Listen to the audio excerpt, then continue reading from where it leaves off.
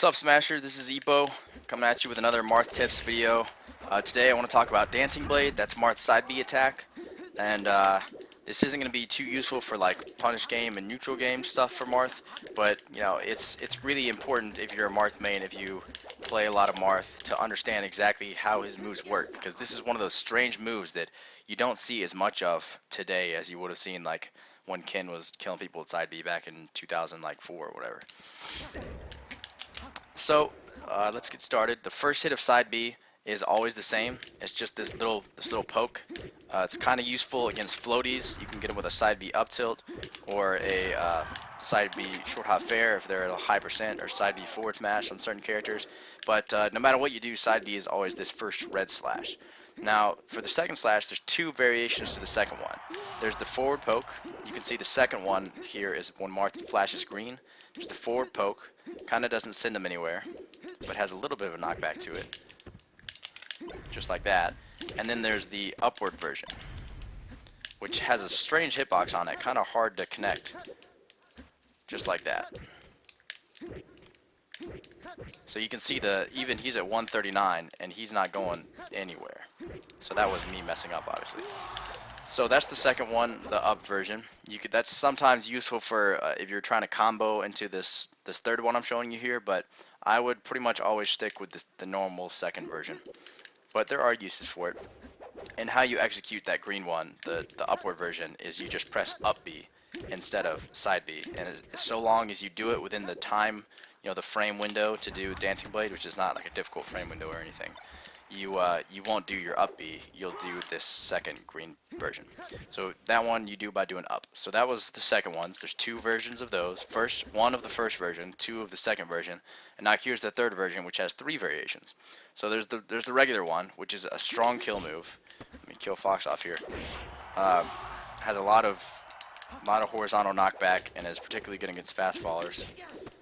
Okay, so there's the third one. So you can see he's sent pretty far off stage there, and that can like lead to a kill easily. So that was the normal version of the third one. You can see Marth turns blue and he kind of puts his sword forward. The third one is the infamous Meteor Spike, like that. 20XX Fox is okay. That first one he teched, the second one he didn't tech. So that's, if you're curious as to why he didn't go anywhere and then went up in the air. But it just spikes him into the ground. Pretty usual deal. If any part of your goal in playing Marth and Melee is to do good or to win or to play at a high level, don't ever try to edge guard with the third Meteor Spike hit of side B. That's a terrible edge guard. It's got a not very good hitbox. It's extremely hard to time because you have to do two other moves before it. It's just a really bad option. If you're trying to style on people in pools because you have no soul, then sure, go for the offstage side B Meteor Spike edge guard, but Ippo would not recommend it. So that's the down version, and the third version is the up version, where Fox just kind of gets popped up like that. And so you can kind of see he just gets popped up for maybe a combo or a follow-up, and it's really interesting where he lands. I'll talk about that in a minute if I can get him to go somewhere. Okay, so that was the third one to forward smash, and that was a true combo.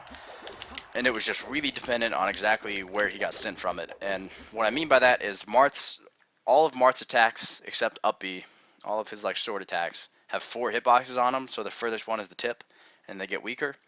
And the same thing stands for side B, but side B has all these different moves. It's got the first one, 2 of the second one, so that's 3, 3 of the third one, so that's 6, and then 3 of the last one, so that's 9, not to mention the last one where he does the 5 swipes. So there's 9 different attacks, all with 4 separate hitboxes, and all of those hitboxes have kind of trajectories you wouldn't expect that it hits them at. So that's why it's difficult for most people to tech, and that's why sometimes Fox goes somewhere after I hit him with this third one, and sometimes he goes somewhere else. Like the first time he went behind me, the second time he went right in forward smash tip. So that's the third one. It's useful if you're trying to combo somebody up or mix up their DI, something like that. Can be useful. Now the fourth one. The fourth one, the normal version, is people shouldn't be getting hit by this, but when they do, that's great because it's pretty much an instant kill. So there's the fourth one. Fox is 100% and Fox is completely dead. One of Marth's strongest attacks, up there with like fully charged tipper forward smash and fully charged shield breaker. So that's the normal version. The up version kind of pops him up for maybe another combo. So now he's at too high percent, so it can't really combo. I'll put him at a lower percent, like 50, and see if we can't get some kind of combo off of him. Okay, put him over here at the edge. 1, 2, 3, 4. Okay, and so that time I did the fourth one into a Ken combo, and he was in stun that whole time, and that's why that was able to work. It's not always going to work like that. I'll try to send him at some other angle. So that time I got like something a little different because it just depends on how the fox flies, I suppose you could say. So the fourth one up is good for that reason. You can combo out of it most of the time, but you've got to be ready to react because they're not always going to go with the same trajectory. And it's useful because on all the legal stages with platforms, it pokes through the bottom platform. If you can see, if you just experiment with it on your own, doing the up version of the fourth hit here, you can see the hitbox is really high.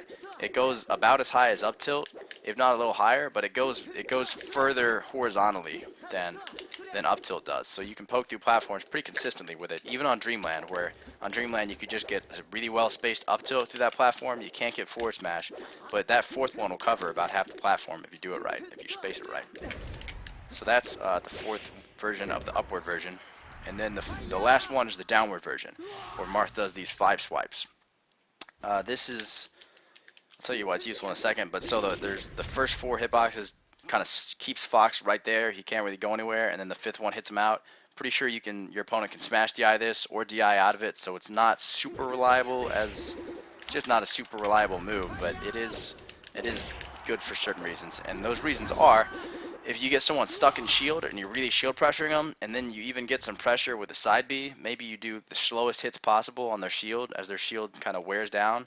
Then on the 4th one, you can go with those pokes, and a lot of the times you'll see it'll shield stab people because they'll hold shield the whole time, or it's just such a weird move, so rarely seen that people will try to shield grab it before it's over with. So that's why it's useful, but be wary when relying on moves and strategies and characters simply because your opponent won't have seen them before or won't have experience with it.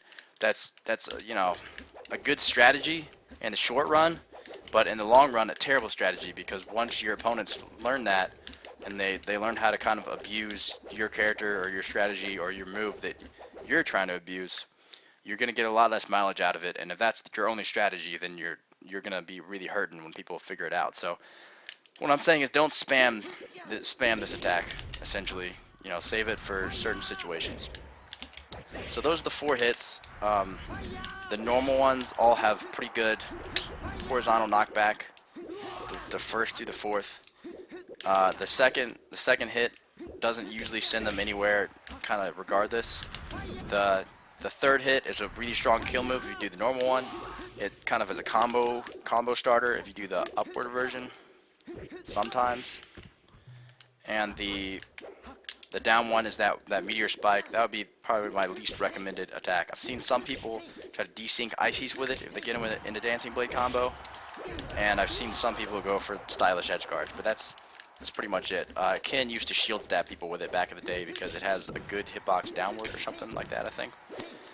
So this is the first thing I want to talk about, was just the different side Bs. The second thing is the side B speeds. There are 4 different speeds to Dancing Blade.